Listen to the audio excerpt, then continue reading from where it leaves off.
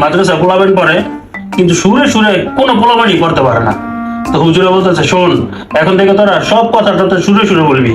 যেমন এইভাবে বলবি, ও সখিনা আয় আমরা কুতকুত খেলতে যাই, ও সখিনা আয় কিছু খায়া নেই।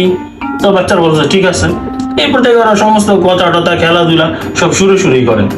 তো একদিন বিকালবেলা সব পোলাবেন এসে হুজুরে বলতেছে, ও হুজুর,